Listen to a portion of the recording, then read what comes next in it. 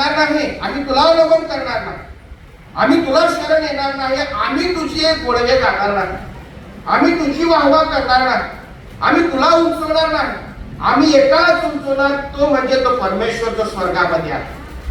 तू आज आम्हाला मारलंच तरी चालेल, आज तो आमचा जीव घेतला तरी चालेल, परंतु आम्ही तुझी स्तुती करणार नाही. आम्ही स्तुती कोणाची करणार? जो स्वर्गामध्ये आहे, ज्या परमेश्वराने तुला आणि मला घडवलेला. कारण की आम्हाला माहित आहे, आम्ही त्याला ओळखलेला, आम्ही त्याला जाणलेला, आम्ही त्याला ओळखतो. त्या अग्नीच्या भट्टीतून सोडवण्यासाठी तो कसा आहे? समर्थ आहे. यानं जेव्हा मी देवाला ओळखतो, जेव्हा परमेश्वराची आम्हाला ओळख होते, त्यावेळेस आम्हाला कशाची भीती बाळगण्याची त्यावेळेस काय गरज. नेहमी उदाहरण सांगतो, रस्त्याने जर आमचं बाळ एकटं चाललेलं असेल, एखादा कुत्रा जर त्याच्या अंगावर धावून आलं, तर ते बाळ पळत पळत परत आपल्या घराकडे येईल किंवा आपल्या आई वडिलांकडे येईल. तेच जर त्या बाळाच्या सोबत आई किंवा वडील असले आणि त्यावेळेस जर त्या कुत्र्याने घुटण्याचा प्रयत्न केला, तर त्यावेळेस त्याला भीती वाटणार नाही, तो पळणार देखील नाही. कारण की त्याला माहित असतं त्याच्यासोबत कोण आहे? आई किंवा वडील आहे. कुत्र्याचं काय करायचं ते बघून घेते, मला काळजी करायची गरज नाही. ज्यावेळेस आम्ही देवाला ओळखतो, ज्यावेळेस आमच्या जीवनामध्ये खरी उपासना येते, ज्यावेळेस आम्ही खरे भक्त होतो, ज्यावेळेस आम्ही आत्म्याने आणि खरेपणाने भक्ती करायला शिकतो प्रियानो, त्यावेळेस आम्ही परमेश्वराला पूर्णपणे ओळखलेला असतो. म्हणून आम्हाला त्यावेळेस आजाराची भीती वाटत नाही, संकटाची भीती वाटत नाही, शत्रूंची भीती वाटत नाही, तप्त अग्नीच्या त्या भट्टीची भीती वाटत नाही. कारण की आम्हाला माहित आहे, मृत्यूच्या दरीतून मी जात असलो तरी अरिष्टाला येणार नाही. कारण की तो परमेश्वर त्याची आखरी आणि त्याची काठी मला काय करतील? धीर देते. भक्ती करणारा भक्त जो खरा उपासक आहे, तो कधीच कोणत्या गोष्टीला घाबरत नाही. आम्हाला भीती का वाटत आहे? का आम्ही आजारपणाला घाबरतो? का आम्ही गरिबीला घाबरतो? का आम्ही आमच्या वरिष्ठांना घाबरतो? का आम्हाला सत्य माहित असताना आम्ही बोलत नाही? आम्हाला भीती वाटते बऱ्याच वेळेस खऱ्या गोष्टी बोलत असताना. का तर आम्ही घाबरतो. खरा उपासक कोणाला आम्ही घाबरत नाही. तो अगदी तोंडावरती बोलून मोकळा होतो. कारण की त्याला माहित आहे मला कोणाला घाबरलं पाहिजे, माझ्या मनामध्ये कुणाची भीती असली पाहिजे. देवाचं वचन आम्हाला त्या या ठिकाणी प्रेरणा देत आहे. आज जर आमच्या मनामध्ये भीती असेल, कोणत्याही गोष्टीची असू दे, आजारपणाची असेल, एखाद्या शत्रूची असेल, किंवा आपल्या भवितव्याची असेल, लेकरांच्या चिंता, लेकरांच्या भवितव्याची असेल, एकच गोष्ट मी तुम्हाला सांगू इच्छितो, देवाला पूर्णपणे ओळखा, खरे उपासक व्हा. तुम्हाला कोणत्याही गोष्टीची भीती पुढे वाटणार. आणि देवाचं वचन सांगतं की तू मला हाक मार म्हणजे मी तुला काय करेन? धर दे. ज्यावेळेस उपासक खऱ्या अंतःकरणापासून परमेश्वराला हाक मारतो, आवाज देतो, तर देव त्यावेळेस त्याच्यासाठी धावून येतो. कारण की देवाचं आणि त्याचं नातंच थोडं घनिष्ठ असतो. त्याला माहित आहे की देव माझी प्रार्थना ऐकणारा देव आहे, माझ्या प्रार्थनेकडे तो दुर्लक्ष करणारा देव नाही. हीच गोष्ट शद्रक मेशक अबेदनगोला कळाली, हीच गोष्ट दानिएलला देखील कळाली.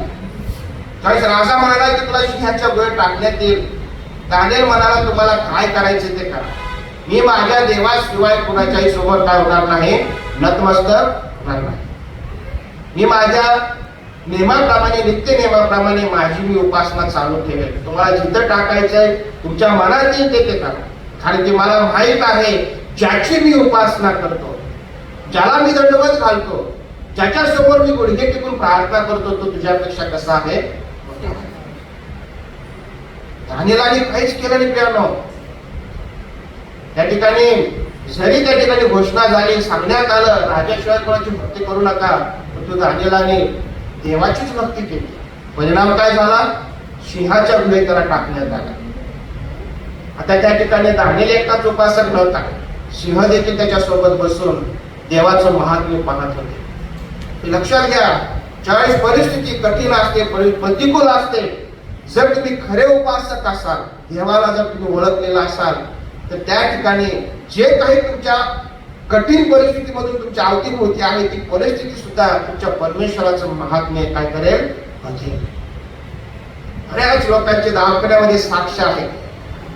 अनेक पेशंट्स असतात, डॉक्टरने सांगितलेलं असतं संपलं, आता तुमचं काही राहिलं नाही. एखादा देवाचा सेवक जातो, मास्टर निकाजी सरांच्या जीवनामध्ये खूप साक्षी आहेत, कधी त्यांच्यासोबत बसाल तुम्ही ऐकता की प्रार्थनेच्याद्वारे कितीतरी लोक अद्भुत रीतीने बरे झाले. ते कसं शक्य आहे? का शक्य आहे? कारण की आम्ही त्या देवाला काय केलेलं आहे, ओळखलेलं आहे. आम्ही त्याचे भक्त आहोत. डॉक्टर काय सांगतो याच्यापेक्षा माझा देव किती महान आहे, कसा आहे महत्वाचा. डॉक्टर सुद्धा अचंबित होता, कसं काय शक्य झालं. आम्हाला वाटलं नव्हतं तुम्ही एवढ्या लवकर रिकवर करा, परंतु देवाला सर्व गोष्टी कशा आहेत शक्य आहे. आम्ही खरे उपासक झालो पाहिजे. आमच्या जीवनाकडे बघून लोक आशीर्वादित होतील. दानिएल ज्यावेळेस पहाड झाली, त्या राजाने रात्रभर जेवण केलं नाही असं बायबल सांगते. दानिएलाची त्याला काळजी वाटत होती. दानिएल सिंहाच्या गुहेत आहे आणि राजा रात्रभर जागी होता, जेवला नाही तो रात्रभर. पहाटे सुटला आणि गेला आणि तो म्हणत आहे की ज्या देवाची तू उपासना करतोस, ज्या देवावर तू विश्वास ठेवतोस, ज्या देवाचा तू भक्त आहेस, ज्या देवाला तू ओळखलेला आहेस, त्या देवाने तुला सोडवलेला आहे काय? तो तसा समर्थ झाला का तुला सोडवण्यासाठी? दानिएल म्हणतो, राजे चिराई असा मी सुखरूप आहे. माझ्या देवाने सिंहाची तोंड बंद केलेली आहे. कारण मी कुणाचा उपासक आहे?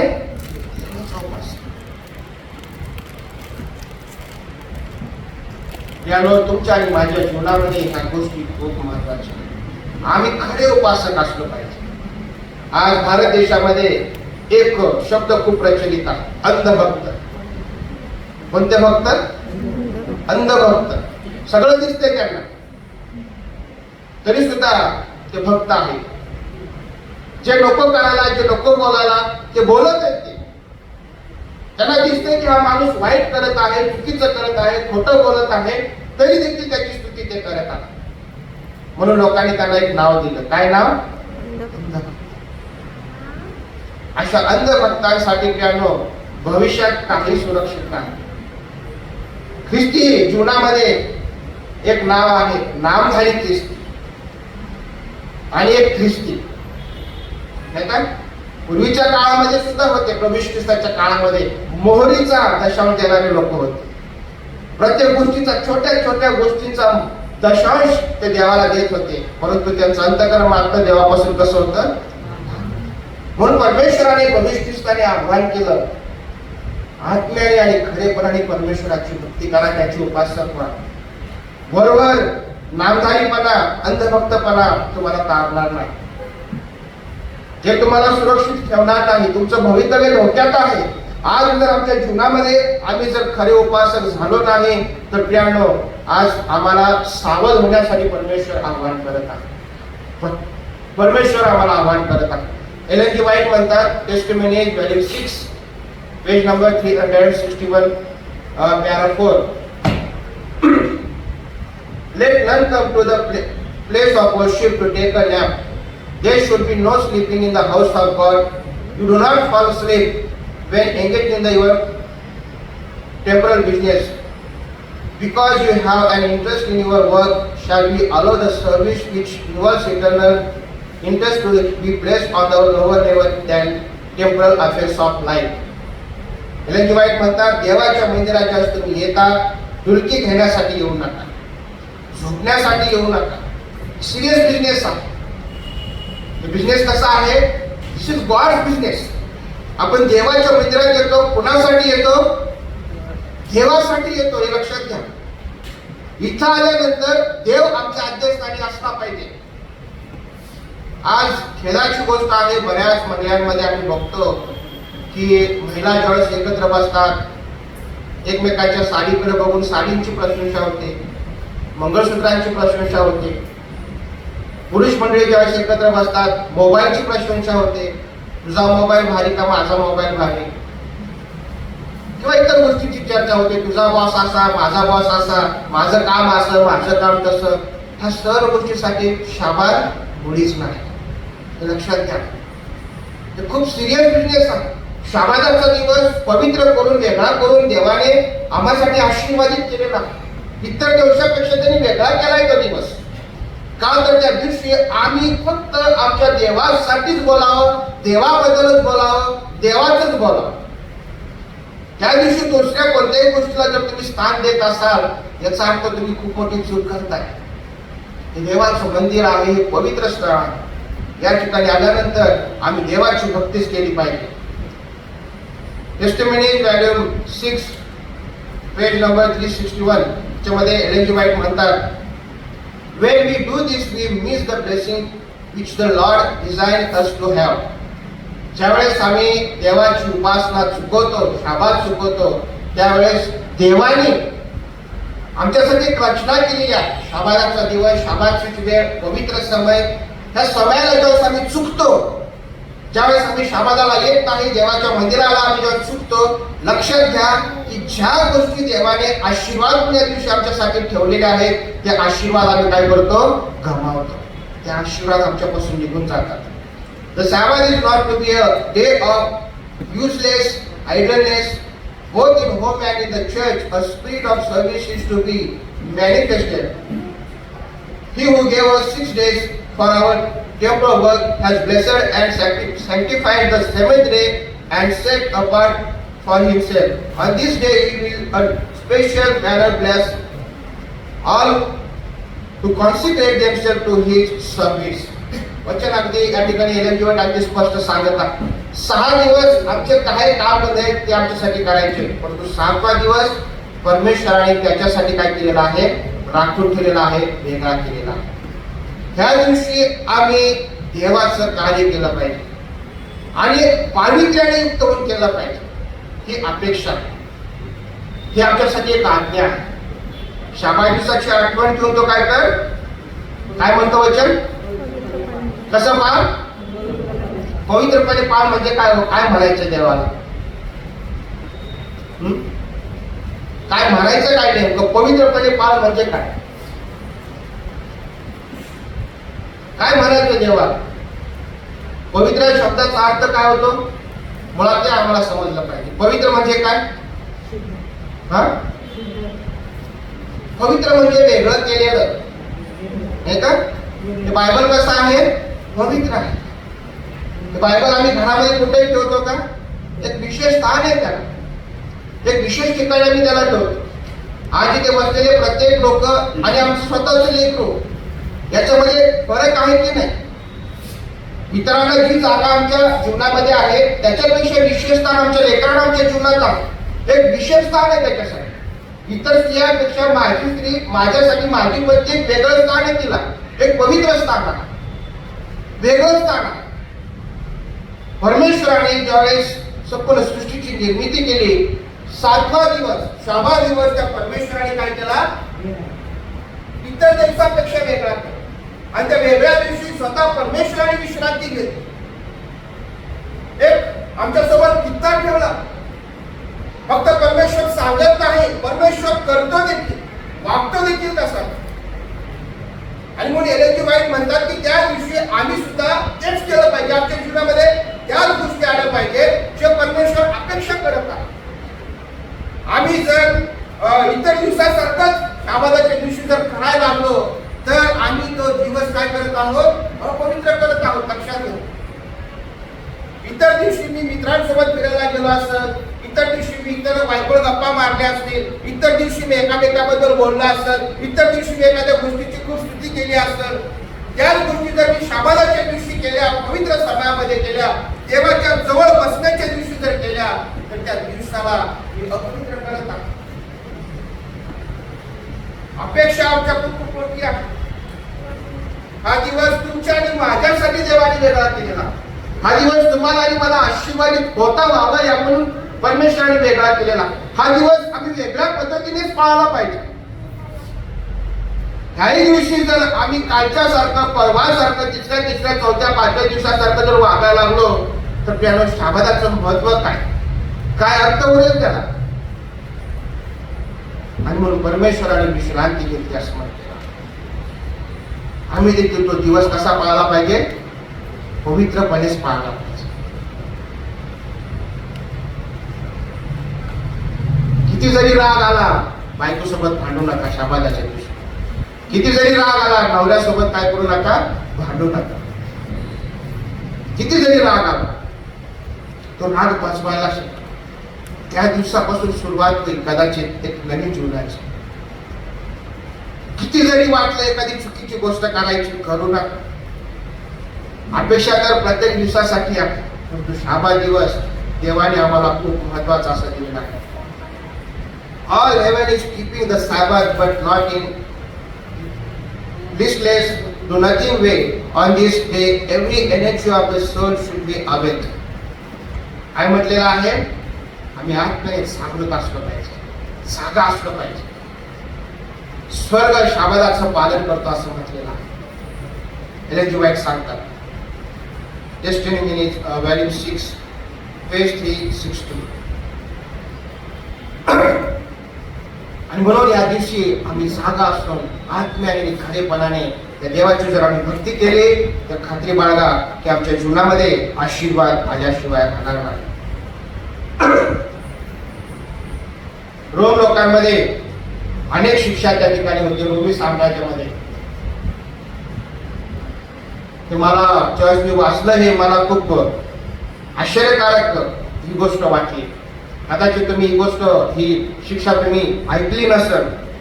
बऱ्याच शिक्षा रोमी साम्राज्यामध्ये त्या ठिकाणी जे कोणी दोषी लोक होते त्यांना दिले जात होते.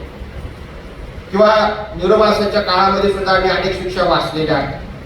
बऱ्याच शिक्षा, डांबर घालून जाणे, हिंस्र पशूंच्या समोर भुकेल्या हिंस्र पशूंच्या समोर एखाद्या कैद्याला सोडणं, आरोपीला सोडणं, किंवा उकळत्या पाण्यामध्ये उकळत्या तेलामध्ये त्याला तळणं, अशा बऱ्याच शिक्षा ठिकाणी होत्या. पण एक शिक्षा अतिशय भयंकर होती आणि ती शिक्षा कोणती होती? जर एखादा व्यक्तीने आरोप केला असेल, चूक केली असेल, दोषी असेल, तर त्याला रोमी साम्राज्य एखाद्या मृत व्यक्तीची जी बॉडी असते, एखादा मनुष्य जर मरण पावला तर त्या मृत व्यक्तीच्या समोर त्या जिवंत माणसाला बांधलं जायचं. कसं बांधलं जायचं? हाताला हात, पायाला पाय, समोरासमोर. समोरच्या व्यक्तीसोबत त्याला बांधलं जात आहे. ती व्यक्ती कशी आहे? मृत, मेलेला आहे, डेड बॉडी आहे. आणि त्या डेड बॉडी सोबत जिवंत माणसाला ते बांधले जातात. ज्या माणसाने काही चूक केली असेल, अपराध केला असेल, किंवा रोमी साम्राज्याच्या विरुद्ध त्यांनी जर काही गुन्हा केला असेल, कधीपर्यंत बांधलेले ठेवत असत? एकदा का मनुष्य मेला की त्याच्या बॉडीमध्ये लगेच त्या ठिकाणी शरीरातली जी रसायनं आहेत, केमिकल्स आहेत, त्याच्यामध्ये लगेच बदल व्हायला लागतो. आतून बॉडी लगेच त्या ठिकाणी सडायला सुरुवात होते, साध्या सोप्या शब्दात सांगायचं म्हटलं. आणि मग काही काळानंतर, काही कालावधीनंतर, दिवसानंतर म्हणा किंवा 12 तास 24 तासानंतर त्या बॉडी मधून काय लागते?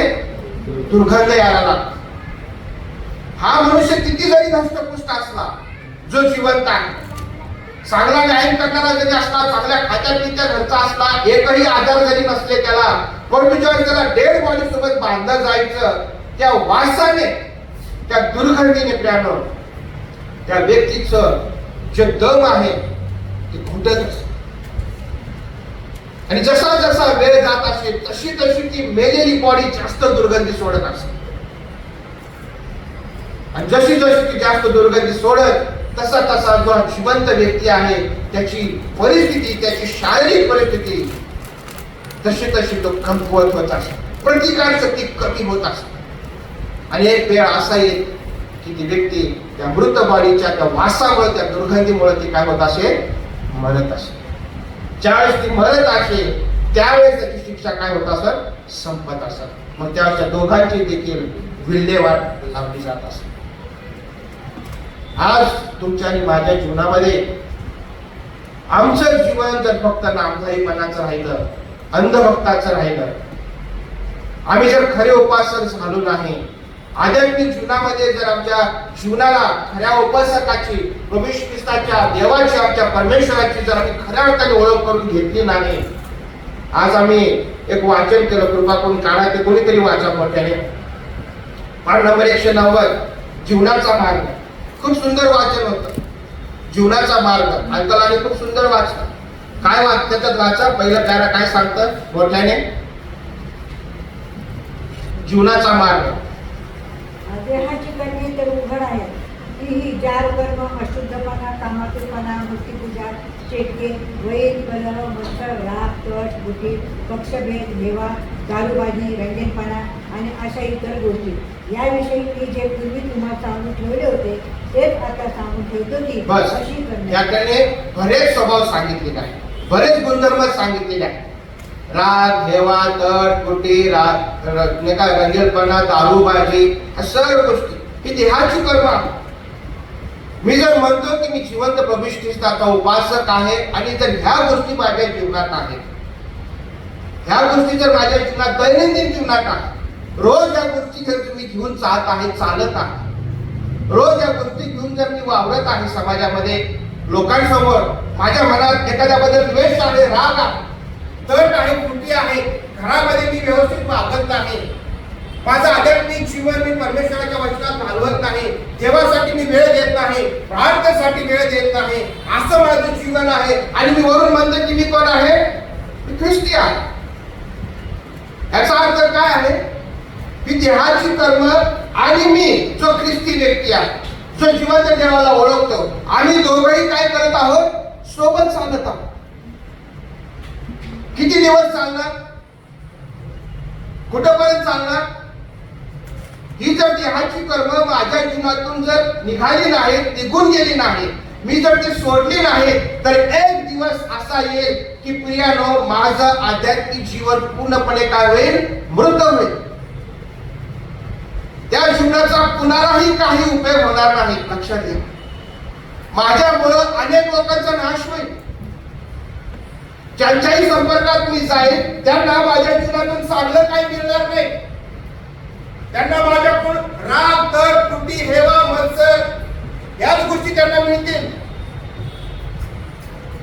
मग अशा जर गोष्टी इतरांसोबत मी शेअर केल्या, इतरांच्या सोबत मी राहिल्याने जर अशा गोष्टी तो मनुष्य माझ्याकडून जर शिकत असेल, मी तर आध्यात्मिक दृष्टीने मृत आहेच, पण तू ज्यावेळेस मी इतरांच्या सोबत जातो, तोही व्यक्ती आध्यात्मिक दृष्टीने काय होतो?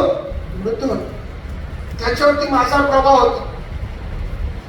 बायबल सांगतं, एखाद्या विश्वासणाऱ्याला जेव्हा मी अडखळतो किंवा त्याला जेव्हा मी नाशाकडे घेऊन जातो, बायबल स्पष्ट सांगतं, ख्रिस्ताचे वचन आहे, त्याला काय म्हटलेलं आहे? साच्याचा ताळा त्याला बांधा आणि त्याला कुठं फेका? समुद्रात फेकून द्या. आमचं जीवन इतरांसाठी प्रेरणादायी असलं पाहिजे. आमचं जीवन इतरांना स्वर्गाच्या राज्याकडे घेऊन जाणार असलं पाहिजे. आमचं जीवन ख्रिस्ताकडे घेऊन जाणार असलं पाहिजे. आमचं जीवन इतरांना अडकवणारं नसलं पाहिजे, इतरांना वाईट शिकवणारं नसलं पाहिजे, इतरांना ख्रिस्त सांगणारं असलं पाहिजे. दानियेलासारखं आमचं जीवन पाहिजे, शद्रक, मेशक, अबेदnego सारखं आमचं जीवन पाहिजे, पावलासारखं आमचं जीवन पाहिजे, स्टेफनासारखं आमचं जीवन पाहिजे, एका खऱ्या उपासकासारखं आमचं जीवन पाहिजे. ज्यावेळेस असं आमचं जीवन होईल, त्यावेळेस आमच्या सोबत अनेक लोक काय होतील? आशीर्वादित होतील. बघा, पेत्र आणि शिला यांना देखील बांधण्यात आलं होतं. काय झाला परिणाम? मेले का ते? एकमेकांकडून प्रेरणा घेऊन त्यांनी प्रार्थना केली, स्तुती आराधना केली, भक्ती केली. त्यांना माहित होतं की आम्ही ज्याची भक्ती करत आहोत तो खूप महान आहे. मंडळी त्यांच्यासाठी प्रार्थना करत होती. त्या स्तुती आराधनेने त्यांचे साखळ दंड काय झाले? घरून पडले. त्याच्यामधला एक जरी मृत राहिला असता तर परिस्थिती बिकट झाली असती. परंतु दोघंही आध्यात्मिक जीवनामध्ये बलिशाली होते, सामर्थ्यशाली होते आणि दोघांनी सणावलीने देवाची स्तुती केली, सणावलीने प्रार्थना केली, देवाला उंचवलं, देवाकडे साकडं घातलं. परिणाम, त्या कैदेतून त्यांची मुक्तता झाली. आज तुमच्या आणि माझ्या घरामध्ये याची खबरदारी आम्हाला घ्यायची आहे की आमच्या सर्वांचं आध्यात्मिक जीवन बलशाली असलं पाहिजे. एकही मृत व्यक्ती आमच्या घरात असता कामा नये, एकही मृत व्यक्ती आमच्या मंडळीत असता कामा नये. ही आम्ही प्रत्येकाने जबाबदारी घेतली पाहिजे. प्रियानो, मराठीमध्ये एक म्हण आहे, एक नाश्ता कांदा काय करतो? सगळ्या कांद्याला नाश होतो. ही म्हण काही चुकीची नाहीये, खरी आहे. पाऊल म्हणतो, मंडळीमध्ये निधन आहे तर जरा लांब ठेव, त्याला जास्त वाव देऊ नको. तुमच्या आणि माझ्या घरामध्ये आम्ही ख्रिस्ती कुटुंब आहोत. ख्रिस्ती कुटुंबामध्ये ह्या गोष्टीची आम्ही खबरदारी घ्या. बायबल सांगतं जर कोणी विश्वासामध्ये कमी आहे तर त्याच्यासाठी काय करा, प्रार्थना करा, त्याला मार्गदर्शन करा. तो विश्वासात कसा वाढेल याची खबरदारी घ्या. का आम्हाला या गोष्टी सांगितल्या जातात? काय कारण आहे आज आमच्या मंडळांमध्ये उपस्थिती का कमी होत आहे? का मंडळांमध्ये चर्चेस मोठमोठे चर्चेस रिकामी आहेत? का? कारण की आम्ही एकमेकांची काळजी घेत नाही मित्रांनो. आम्ही एकमेकांकडे लक्ष देत नाही, एकमेकांची ओझी आम्ही वाहत नाही. आम्ही म्हणतो येते ना येऊ दे, मला काय पडलंय त्याचं. रोमी साम्राज्याचं एक उदाहरण डोळ्यासमोर नेहमी ठेवा. किती दिवस आम्ही मृत स्वभाव घेऊन चालणार? किती दिवस एखादा मृत व्यक्ती, विश्वासामध्ये कमजोर असणारा व्यक्ती जर आमच्या ओळखीचा आहे, माहितीचा आहे, आम्ही त्याच्यासाठी किती दिवस प्रार्थना करणार नाही? का परमेश्वर आम्हाला त्याच्याबद्दल जबाब विचारणे देवाने? जर तो आज मला दिसतो, मला समजतो, मला कळतो, माझ्या घरात आहे, माझ्या मंडळीत आहे, माझ्या समाजात आहे, मला जाणवतं त्या व्यक्ती आध्यात्मिक दृष्टीने मृत आहे, तर त्याच्यासाठी मी का काय नाही केलं पाहिजे? का प्रार्थना नाही केली पाहिजे? का तो माझ्यासारखा खरा उपासक झाला नाही पाहिजे? कारण ते दिवस वाईट येणार आहे. आम्हाला भारतासाठी लोकांची गरज लागणार आहे. अनेक लोकांची गरज आम्हाला लागणार आहे त्या येणाऱ्या दिवसात. आम्ही या गोष्टीची खबरदारी घेतली पाहिजे. मी एकटाच खरा उपासक नको, अनेक लोक माझ्यासोबत उपासनेसाठी असले पाहिजे. आम्ही जर दुर्लक्ष करतो तर आम्ही चुकतो. मी माझ्या सेवा कार्यामध्ये एखादी व्यक्ती जर वाईट करताना दिसली, मी कधीच मागे पुढे बघितलं नाही. या व्यक्तीला तोंडावर ते सांगितलेलं आहे, तुम्ही याच्यातून माघारी फिरले पाहिजे, तुमची आम्हाला गरज आहे. मी असं नाही म्हणालो की तुम्ही मंडळीत येऊ नका. मी त्यांना सांगितलं तुमच्यामध्ये चांगलं काहीतरी आहे, देवाला ते पाहिजे. कदाचित तुम्ही खूप चांगले वक्ते आहात, खूप सुंदर गीत गाता, तुम्ही खूप सुंदर धडे घेता, तुम्ही तुमची गरज आहे मंडळीला. तुम्ही चांगले व्हा, देवाच्या इच्छेप्रमाणे चाला, आम्हाला तुमची गरज आहे. बऱ्याच लोकांनी त्याला मार्ग सोडलेला, सोडतील, अजूनही सोडतील, पण त्यासाठी आमच्या सहकार्याची ते काय करत आहेत, वाट बघत आहेत. त्यांना सोबत किती दिवस घेऊन चालणार तुम्ही? एक दिवस असा येतो आमचा स्वभाव त्यांच्यासारखं व्हायला वेळ लागत नाही, आणि तो दिवस म्हणजे आमच्या आध्यात्मिक जीवनाचा, आमच्या आध्यात्मिक स्वभावाचा मृत असण्याचा दिवस असणार. आज ऍडव्हेंटिस्ट मंडळाने ह्या गोष्टी समजून घेणं खूप गरजेचं आहे. आज देव आमच्याकडे अपेक्षा करत आहे. आम्ही खरे भक्त होणं खूप गरजेचं आहे, खरे उपासक होणं खूप गरजेचं आहे. कारण की आमचा परमेश्वर, आम्ही खरे उपासक झाल्याशिवाय, आत्म्याने आणि खरेपणाने त्या परमेश्वराची भक्ती केल्याशिवाय त्याला आवडणार नाही. बघा, एक लक्षात घ्या, प्रभू ख्रिस्त ज्या लोकांमध्ये राहिला, वावरला, ज्या लोकांमध्ये येशू ख्रिस्ताने वेळ घालवला, ते काय खूप सज्जन लोक नव्हते, खूप चांगले लोक नव्हते, नीतिमान लोक नव्हते. झक्कायला सारं गाव पापी म्हणायचं. विचार करणाऱ्या स्त्रीला सारं गाव दगड घेऊन मारायला मागं लागलं होतं. त्या वधस्तंभाच्या चोराला दुसरा चोर त्या ठिकाणी दाखवत होता, किंवा त्याला त्या ठिकाणी शिक्षा झालेली होती. आमचा ख्रिस्त ह्या जगामध्ये लोकांना एक चांगला मार्ग दाखवण्यासाठी आला. ज्या लोकांमध्ये तो राहिला ते लोक खरेच पापी होते. शास्त्री पुरुषी काही येशू ख्रिस्ताला असंच म्हणत नव्हते, हा पाप्यांमध्ये बसतो उठतो, ती गोष्ट खरी होती, त्याच्यामध्ये खोटं काही नव्हतं. पण तो का बसत होता येशू ख्रिस्त त्याच्यामध्ये? त्यांचा स्वभाव येशू ख्रिस्तासारखा व्हावा. आज तीच अपेक्षा ख्रिस्त तुमच्याकडून आणि माझ्याकडून करत आहे. आज जर तुम्हाला कोणी दिसतं की नामधारी आहे, अंधभक्त आहे, खोटा उपासक आहे, ख्रिस्तीचा पिढ्यानपिढ्याचा आहे, पण त्या अजून ख्रिस्त समजलेला नाही, त्यामुळे ही आमची जबाबदारी आहे, तुमची आणि माझी जबाबदारी. त्याला घेऊन उगाच चालत नका जाऊ. एक दिवस येईल, तो दिवस भयंकर असणार. तुमच्या सोबत प्रार्थना करायला कोणी नसणार, कारण बायबल सांगतं जिथे दोघे किंवा तिघे माझ्या नाव जमले तिथे. आम्हाला असे लोक पाहिजे की जे आमच्या सोबत अगदी निडरपणे प्रार्थनेला बसतील. पळणारे लोक आम्हाला नकोय. एक दिवस आला आणि आम्हाला प्रार्थनेची गरज आहे. आपण बोलावलं लोकांना, चला चर्च मध्ये आपल्याला प्रार्थनेसाठी बसायचंय. आपण सगळ्यांना सांगितलं, आम्ही आपले एकटेच आलो प्रार्थनेमध्ये, कोणीच आलं ना. काय करणार तुम्ही एकटे?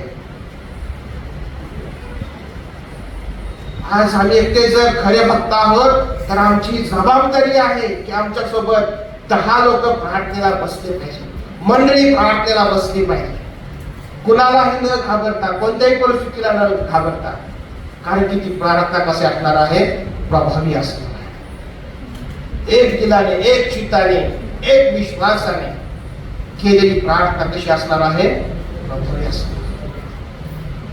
म्हणून आज आम्ही खरे भक्त होऊया, खरे उपासक होऊया आणि इतरांना प्रभू ख्रिस्ताचे खरे सच्चे उपासक होण्यासाठी प्रेरणादायी आणि प्रेरणा देऊया.